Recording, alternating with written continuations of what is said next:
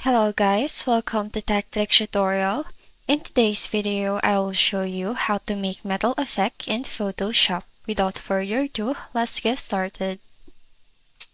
First, you have to make a new document and change its size you want. Now change the background contents to transparent. Now after that, find the gradient tool. Now click that.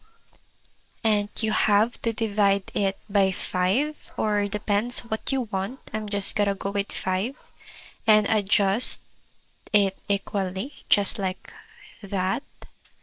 Now choose a dark gray color. It depends on what you want.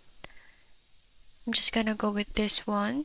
You must have a dark one and a light one and change it alternatively just like this.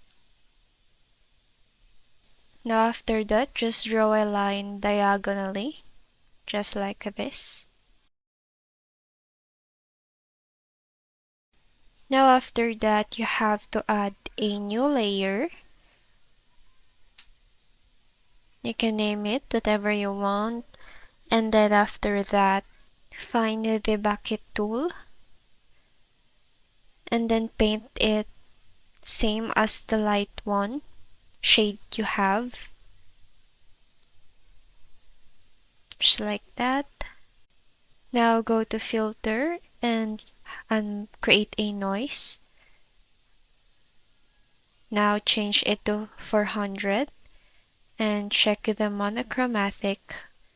Now after that, go again to filter and then add a blur motion. Now change the distance to 50 and click OK. Now after that, change the effect from normal to color burn. You can also change the opacity of the effect you put. After that, create again a new layer and add a noise. This time, just amount is 10. After that, change again the effect, the color burn, and adjust its opacity. After that, add a mask right here. And now you have to change its curve to the way you want. And then that's it everyone. Thank you so much for watching this video. I hope that you learned something. Don't forget to like, comment, share, and subscribe.